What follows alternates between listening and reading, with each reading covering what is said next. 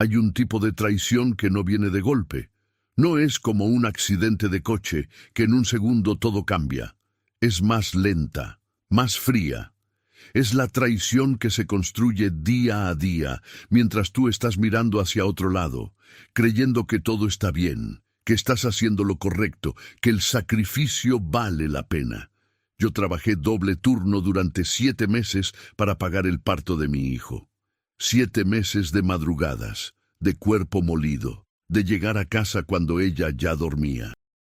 Y mientras yo me mataba trabajando para darle un futuro a mi familia, ella le daba su presente a otro. Esta historia fue compartida en foros y comunidades en línea donde muchos hombres y mujeres han vivido situaciones similares. Si alguna vez dudaste de que el sacrificio puede ser invisible para quien debería verlo más, esta historia es para ti. Todo comenzó cuando mi esposa quedó embarazada. Llevábamos 5 años de casados. Vivíamos en un departamento pequeño en la colonia Guerrero, en la Ciudad de México, y aunque no nadábamos en dinero, nos alcanzaba para vivir con dignidad. Ella trabajaba en una papelería cerca de casa, yo en una empresa de logística como chófer de reparto. No era el trabajo de mis sueños, pero era honesto y pagaba bien si uno no le sacaba la vuelta a los turnos extras. Cuando nos enteramos del embarazo, fue una mezcla de emociones. Miedo, alegría, responsabilidad. Yo sentí que tenía que hacer más, que no era suficiente lo que teníamos. El parto en una clínica privada, los controles, la canastilla, el cuarto del bebé que íbamos a acondicionar en el cuarto que usábamos de bodega, todo eso costaba. Y yo quería que mi hijo naciera bien, que no le faltara nada desde el primer día. Fue entonces cuando empecé a tomar el doble turno, de lunes a sábado, de las 6 de la mañana a las 10 de la noche. A veces hasta las 11. Si había entregas urgentes, mi jefe me lo agradeció al principio, me dijo que era un ejemplo para los demás. Yo me lo tomé en serio, me lo tomé demasiado en serio. Mi esposa dejó de trabajar al 3er mes de embarazo, porque el médico le recomendó reposo relativo, náuseas fuertes, presión baja, algunas molestias que el doctor quería vigilar de cerca. Lo entendí. Me pareció lo más natural del mundo. Ella se quedaría en casa, yo llevaría el dinero, y cuando naciera el bebé lo veríamos juntos. Ese era el plan. Lo que yo no sabía era que el reposo de mi esposa no era precisamente solitario. El nombre de él era Mauricio. Lo supe después, mucho después. En ese entonces yo no sabía ni que existía. Era un vecino del edificio de enfrente, uno de esos tipos que siempre están disponibles a media mañana porque viven de rentas o de lo que sea que les deja tiempo libre entre semana. Tenía un par de años más que yo, unos 38, y según me contaron después, era de esos hombres que saben exactamente qué decirle a una mujer que se siente sola. Y mi esposa, hay que decirlo aunque duela, se sentía sola.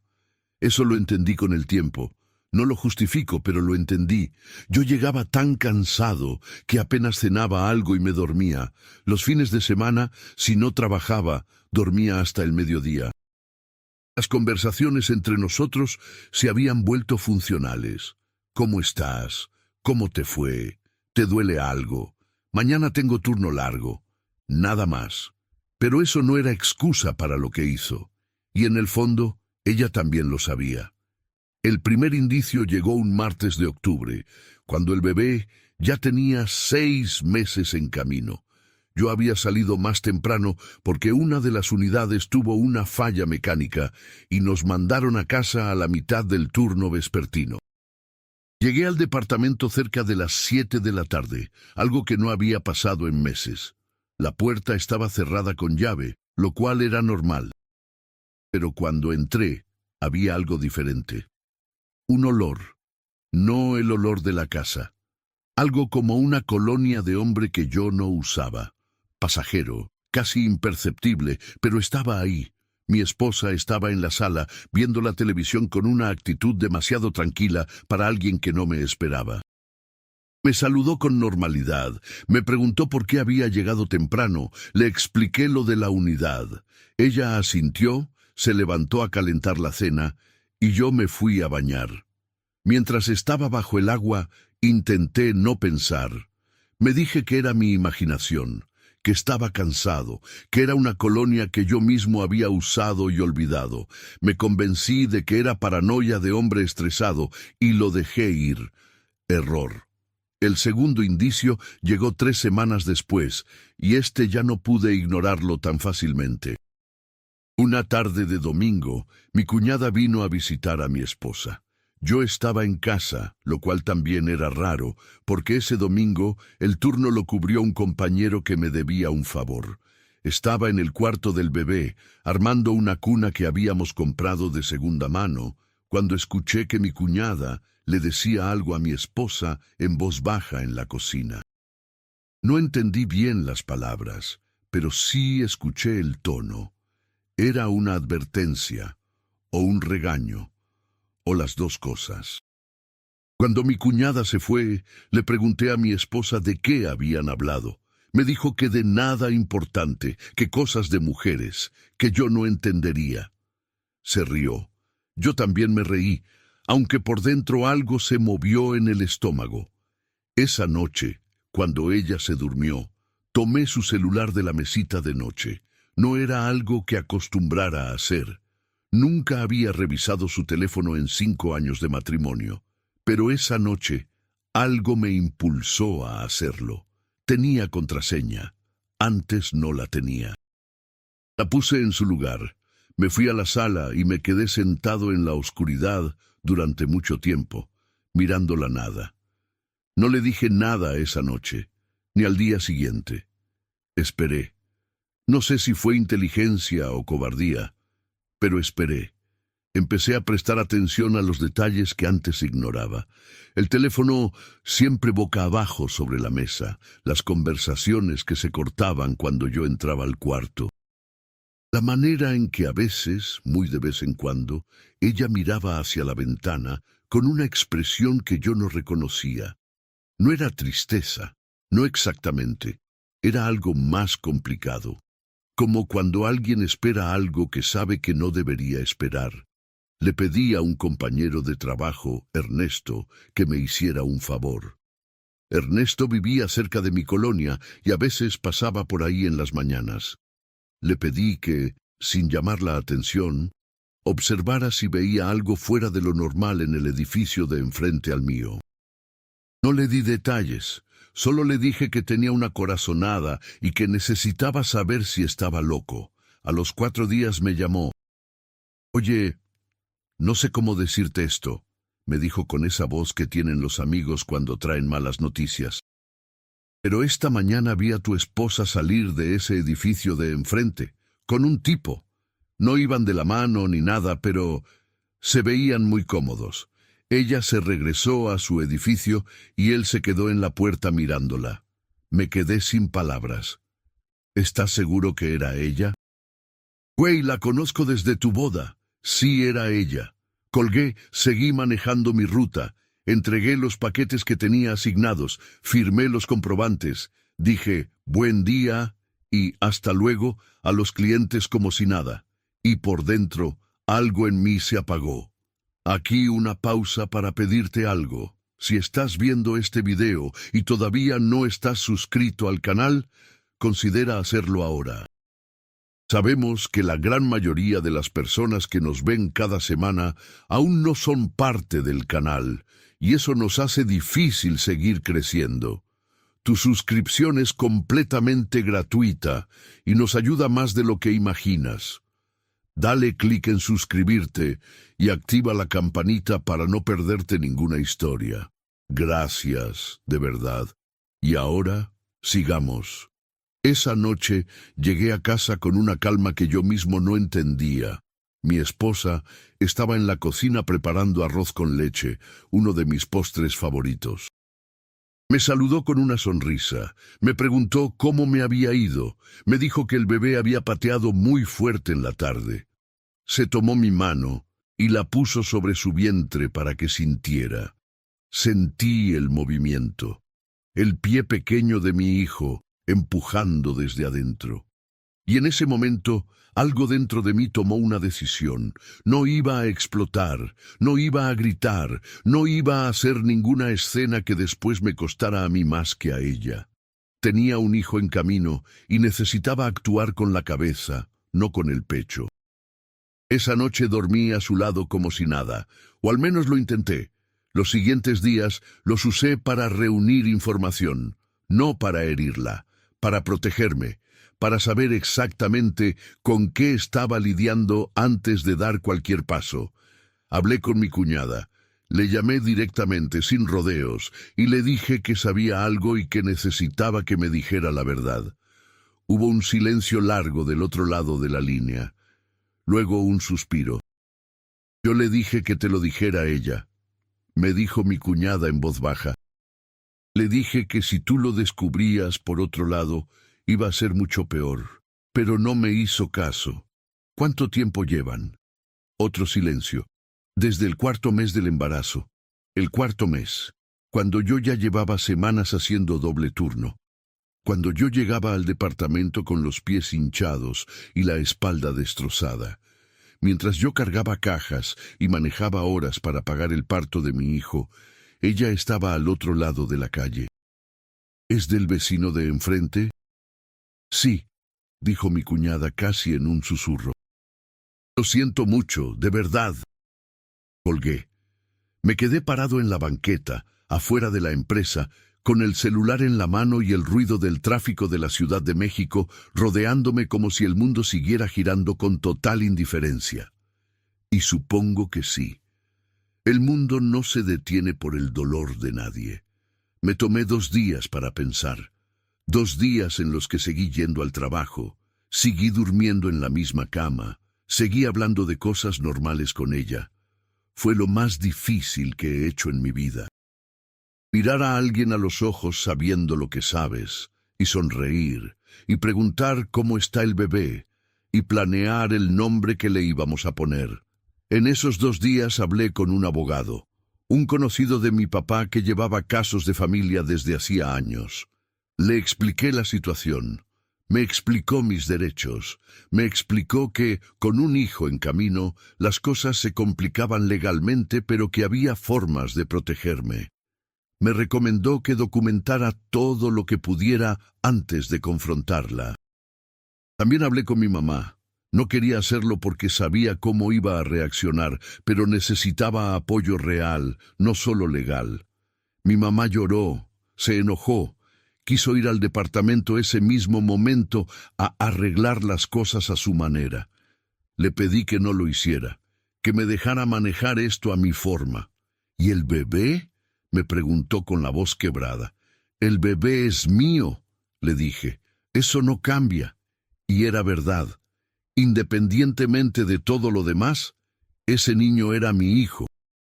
Lo había esperado, lo había soñado, me había matado trabajando para él. Nada de lo que había hecho su madre cambiaba eso. La confrontación llegó un viernes por la noche. Elegí ese día porque era el único en que yo sabía que nadie vendría a interrumpir, que no había nadie en el edificio que pudiera escuchar o meterse. Llegué a casa a la hora habitual, cené con ella, esperé a que termináramos, y cuando ella se levantó a llevar los platos al fregadero, le dije, «Necesito que hablemos». Ella se detuvo, no volteó de inmediato. Cuando lo hizo ya tenía esa cara, la cara de quien sabe que llegó el momento que ha estado temiendo. «¿De qué?», preguntó en voz baja. «Del vecino de enfrente, de Mauricio». El plato que traía en la mano no llegó a caerse, pero casi. Lo puso en el fregadero con un movimiento torpe, como si las manos ya no le respondieran bien. «¿Quién te dijo? Eso no importa. Fue mi hermana, ¿verdad?» «Te dije que eso no importa», repetí con una calma que hasta a mí me sorprendió. «Lo que importa es que sé lo que pasó. Sé desde cuándo. Sé dónde. Y necesito que me digas, mirándome a los ojos, si es verdad». Se quedó callada un momento. Luego, muy despacio, asintió. Ese asentimiento me pesó más que cualquier palabra que hubiera podido decir. Lo que siguió fue una conversación larga, dolorosa, sin gritos pero cargada de silencios que dolían más que cualquier grito. Ella habló. Yo escuché. Dijo que se había sentido sola, que yo no estaba nunca, que con el embarazo y el encierro y el cansancio, él simplemente estuvo ahí, que no lo planeó, que no significaba nada serio. Yo la escuché hasta el final sin interrumpirla. Cuando terminó, le dije, yo no estaba porque estaba trabajando para pagar el parto de nuestro hijo. Ese era el acuerdo. Ese era el sacrificio que los dos decidimos. Lo sé, dijo ella, y se le quebró la voz. Lo sé y lo siento. ¿Lo sientes porque te equivocaste o porque te descubrí? No respondió. Y ese silencio fue la respuesta más honesta de toda la conversación. Le dije que esa noche yo dormiría en el sillón, que al día siguiente necesitaba que pensáramos cómo íbamos a manejar la situación, especialmente con el bebé tan cerca, que no iba a actuar con impulsividad, pero que ella debía entender que las cosas no podían seguir igual. ¿Vas a dejarme?, preguntó. Aún no lo sé, respondí con honestidad. Pero lo que sí sé es que nunca voy a olvidar esto. Las semanas siguientes fueron las más extrañas de mi vida. Seguíamos viviendo juntos, durmiendo en la misma cama eventualmente, hablando de los preparativos para el bebé, yendo juntos a las citas médicas. Hacia afuera, parecíamos una pareja normal, esperando su primer hijo. Por dentro, éramos dos personas cargando un peso enorme que ninguno de los dos sabía exactamente cómo soltar. Ella cortó todo contacto con Mauricio. Me lo dijo, me lo prometió. Según mi cuñada, él también se mudó del edificio de enfrente poco después, aunque no sé si fue por voluntad propia o porque alguien le dejó claro que era lo más conveniente. No pregunté. No me interesaba él. Nunca me había interesado él. Lo que me importaba estaba dentro de ese departamento. Hablé varias veces más con el abogado. Exploré mis opciones, entendí mis derechos, preparé lo que necesitaba por si al final decidía que no podía continuar. Eso me dio tranquilidad, saber que tenía control sobre mi situación, que no estaba a merced de las decisiones de nadie más. Si conoces a alguien que está pasando por algo parecido, alguien que sacrifica todo por su familia y recibe traición a cambio, comparte esta historia. A veces, saber que no estamos solos es lo que nos da fuerza para seguir.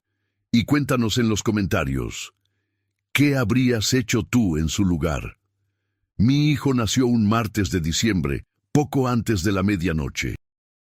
Fue un parto largo y complicado, con momentos en que los médicos nos pidieron calma y paciencia.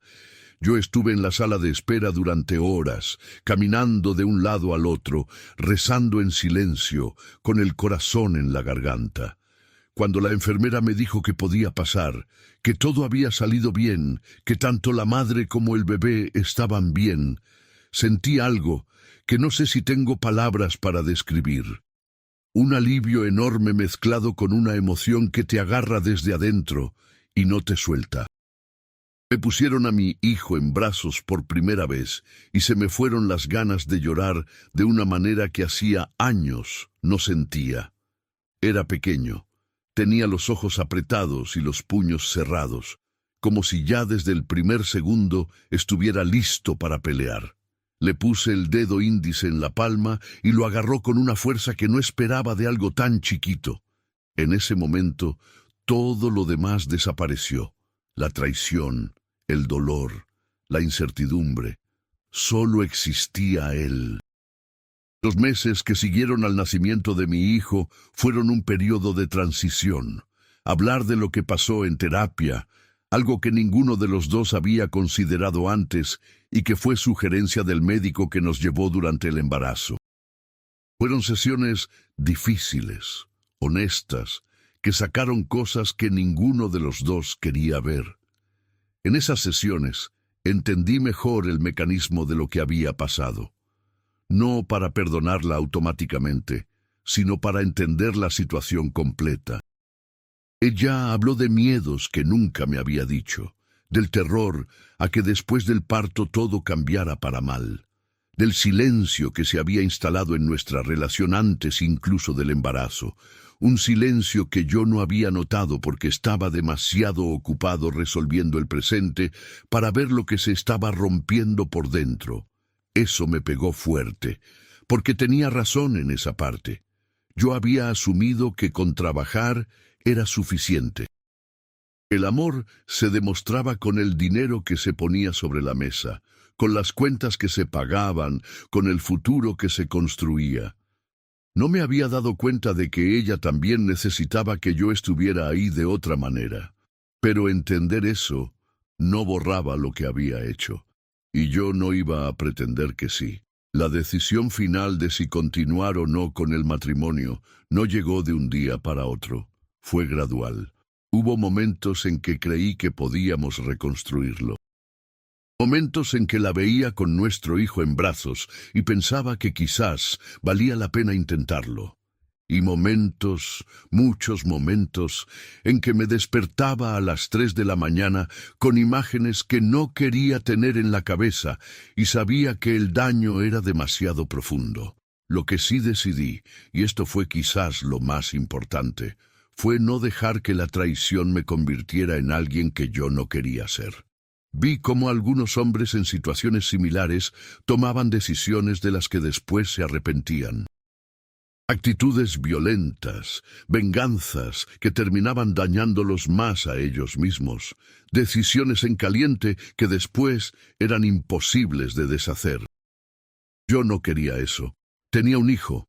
Tenía que ser el tipo de hombre del que él pudiera estar orgulloso algún día. Así que cuando finalmente le dije a mi esposa que no podía continuar con el matrimonio, lo hice con calma, sin insultos, sin escenas. Le dije que la quería, que siempre la iba a querer en algún sentido porque habíamos compartido años importantes de nuestras vidas y habíamos traído una persona al mundo juntos, pero que el matrimonio para mí ya no tenía salvación, que el nivel de daño era demasiado y que intentar forzarlo solo haría más difícil lo que venía después. Ella lloró. Yo también, ¿para qué mentir? El proceso legal fue largo, como suelen ser esas cosas. Pero el abogado había hecho bien su trabajo y yo tenía todo documentado. Llegamos a un acuerdo de custodia compartida que, aunque imperfecto, ponía primero el bienestar de nuestro hijo.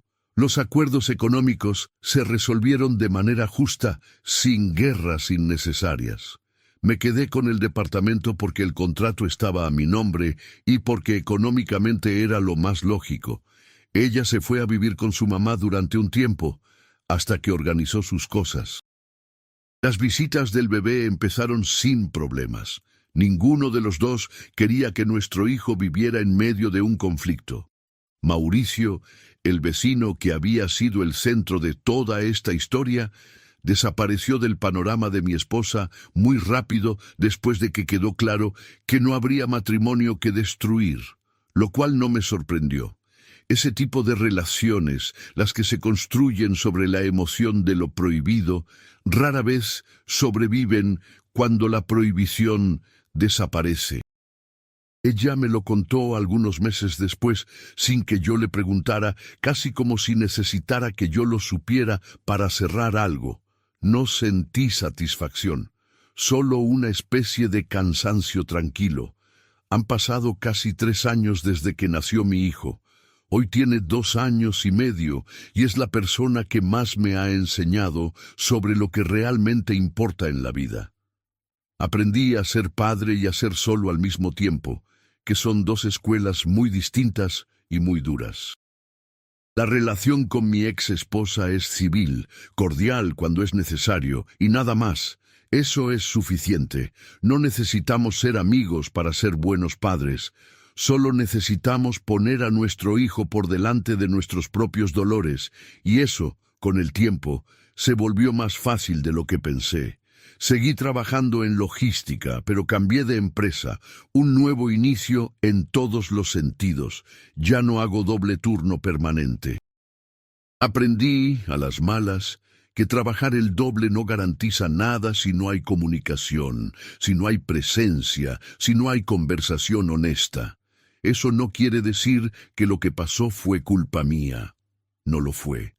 La decisión de traicionar fue de ella y solo de ella.